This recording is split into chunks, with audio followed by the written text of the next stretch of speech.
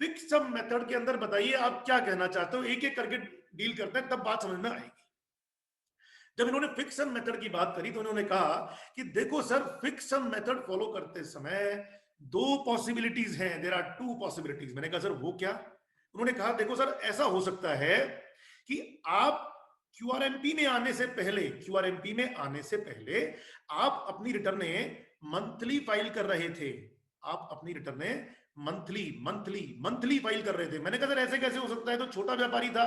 उन्होंने कहा नहीं सर, सुनो, ध्यान से सुनो मेरी बात को। पहले 1.5 करोड़ रुपए से कम के जो व्यापारी थे, 1.5 करोड़ रुपए से कम के टर्नओवर के जो व्यापारी थे, सिर्फ उनकी रिटर्नें क्वार्टरली हुआ करती थी। अब यहां जब क्यूआरएमपी आया तो आपको मैं आगे जाकर बताऊंगा कि 5 करोड़ से नीचे टर्नओवर वाले जितने भी व्यापारी हैं, 5 करोड़ से नीचे टर्नओवर वाले जितने भी व्यापारी हैं, उनको मैं इस स्कीम में लाने वाला हूं। तो ऐसा भी हो सकता है कि आपकी टर्नओवर 1.5 करोड़ से कम थी, फिर भी आप मंथली रिटर्न फाइल कर रहे थे। ऐसे बहुत लोग थे सर, 1.5 करोड़ से कम टर्नओवर थी लेकिन रिटर्न मंथली फाइल कर रहे थे, जीएसटी और 1B और 3B भी। ऐसे बहुत लोग थे। और अगर किसी भी कारण से आज आप क्यूआरएमपी में आना चाहते हो, फिक्स सम मेथड लेना चाहते हो, और आपकी जो क्यूआरएमपी से पहले की नॉर्मल पुरानी रिटर्न्स थी वो मंथली है, पहली पॉसिबिलिटी तो ये हो गई। और दूसरी पॉसिबिलिटी कि आप अपनी रिटर्नें क्वार्टरली फाइल कर रहे थे। मैंने कहा सर ठीक है, यहां तक की बात समझ में आ गई कि मैं अगर क्यूआरएमपी में आना चाहता हूं तो मेरे पास क्यूआरएमपी से पहले दो तरह की पॉसिबिलिटीज थी, या तो मैं अपनी रिटर्नें मंथली फाइल कर रहा था, या मैं अपनी रिटर्नें क्वार्टरली फाइल कर रहा था। अब बताओ आगे क्या कहना चाहते हो आप? तो उन्होंने कहा सर देखो, अर्लियर पीरियड जो हमने ऊपर मेंशन किया, इसका मतलब है क्यूआरएमपी में आने से पहले वाला पीरियड में। मैंने कहा हाँ सर, ये बात मुझे समझ में आ गई, आगे बताओ क्या कहना चाहते हो।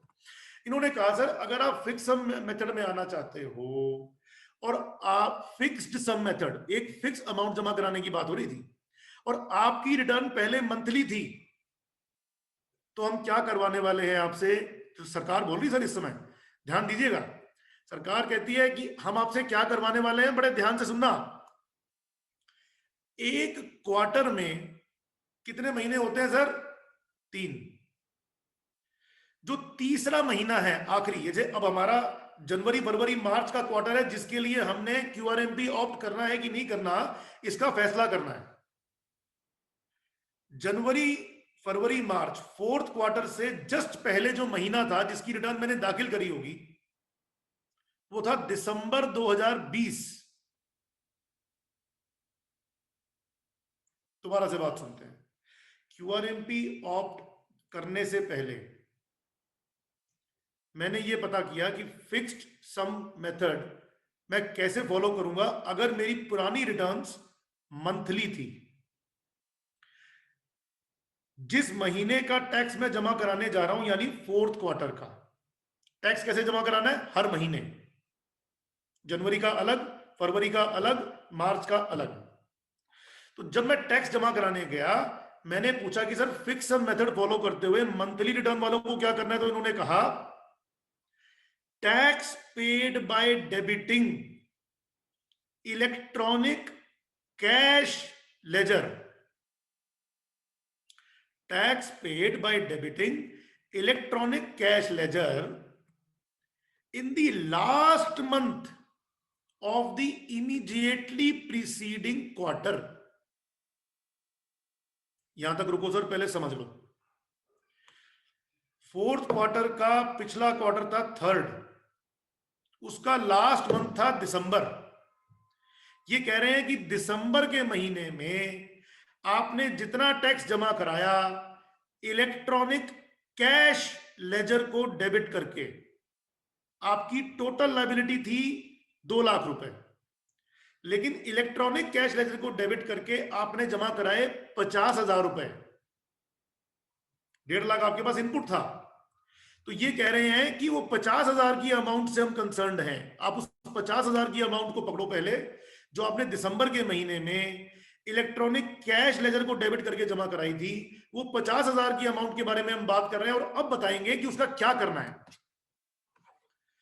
This amount which was paid by debiting electronic cash ledger in the last month of the preceding quarter shall be paid through electronic cash ledger in the first and second month of current period.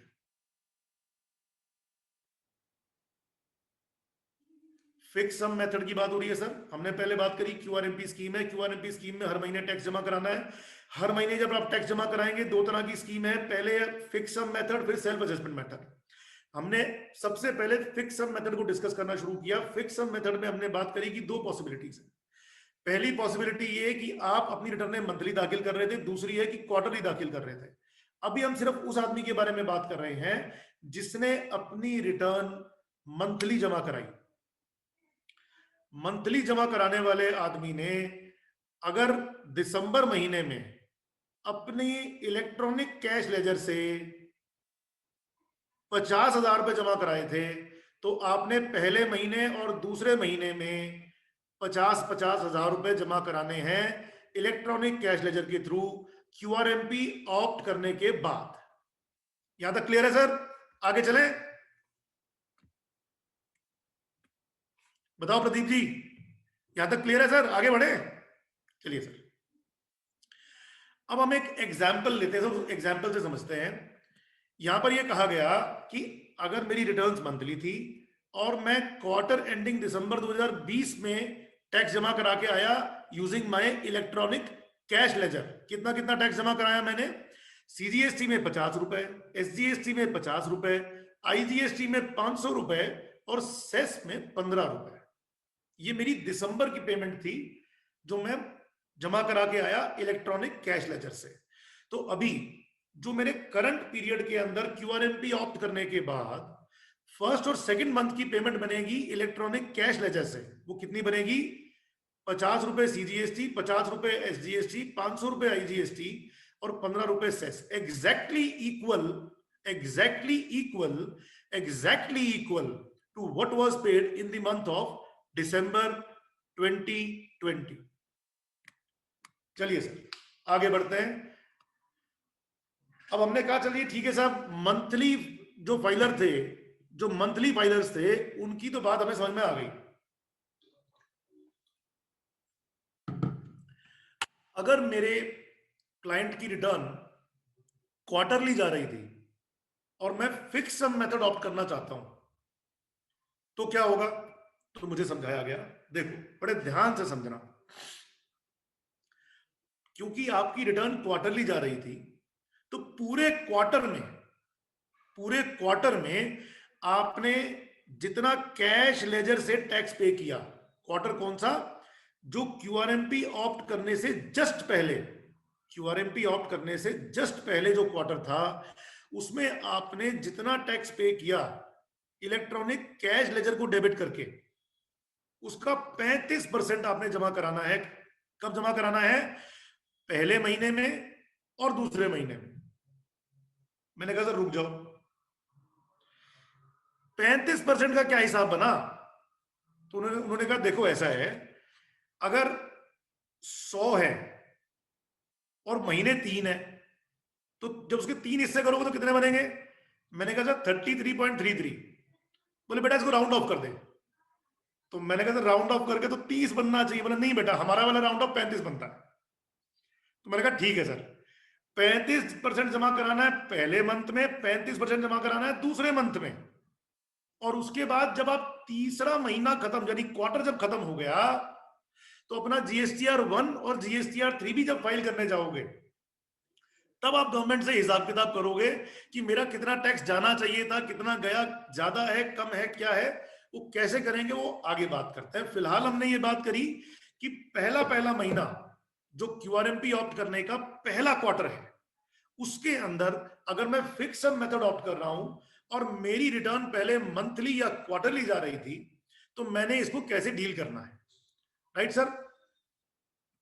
आगे चलते हैं, इसका एक example देखते हैं कि पिछले मेरी रिटर्न क्वार्टरली थी और इलेक्ट्रॉनिक कैश लेजर का इस्तेमाल करके मैंने 100 रुपया सीजीएसटी जमा कराया, 100 रुपया एसजीएसटी जमा कराया, 500 रुपया आईजीएसटी जमा कराया और 50 रुपया सेस। ये पूरे क्वार्टर की पेमेंट है जो मैंने इलेक्ट्रॉनिक कैश लेजर के थ्रू करी। तो अब जो मेरा पहला और दूसरा महीना है, यानी जनवरी और फरवरी का महीना 2021 का, इसमें लाइबिलिटी कितनी कितनी बनेगी सर, ध्यान से देखिएगा। 100 रुपए का 35%, 35 रुपए। 100 रुपए एसजीएसटी का 35%, 35 रुपए। 500 रुपए आईजीएसटी का 35%, 175 रुपए। और 50 रुपए सेस का 35%, 17 रुपए 50 पैसे। 17 रुपए 50 पैसे।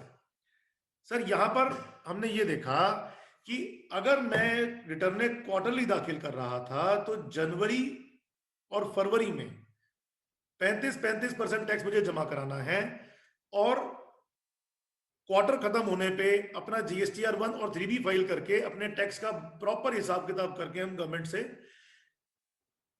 ये बात करेंगे कि कितना टैक्स जाना चाहिए था, कितना चला गया, कम है या ज्यादा है, और उस समय ट्रीटमेंट क्या होगा वो आगे देखेंगे। यहां तक सर कोई सवाल? अब तक हमने डिस्कस किया कि क्यूआरएमपी स्कीम क्या है। क्यूआरएमपी स्कीम में टैक्स पेमेंट करने के दो मेथड हैं। उन दो मेथड में से पहला मेथड हमने टेकअप किया, fixed sum method. Fixed sum method के अंदर क्योंकि ये पहला क्वार्टर है, इसमें हमने ये देखा कि अगर क्यूआरएमपी ऑप्ट करने से पहले पिछले क्वार्टर में कोई आदमी मंथली टैक्स पेयर था तो उसको कितना कितना टैक्स जमा कराना है इलेक्ट्रॉनिक कैश लेजर से, और अगर कोई व्यक्ति क्वार्टरली टैक्स पेयर था तो उसको कितना कितना टैक्स जमा कराना है।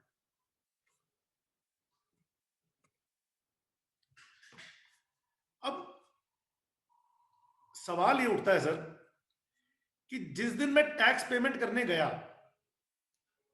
एक मिनट, पहला क्वेश्चन यहां पर ये आता है कि अगर मैं फिक्स्ड सम मेथड ले रहा हूं, अगर मैं फिक्स्ड सम मेथड ऑप्ट कर रहा हूं और मैंने 35% जमा करा दिया थ्रू कैश लेजर पिछले क्वार्टर को देखते हुए, तो ऐसा भी तो हो सकता है कि पिछले क्वार्टर में मेरा टर्नओवर बहुत कम रहा हो और इस क्वार्टर में मेरा टर्नओवर बहुत ज्यादा हो रहा है।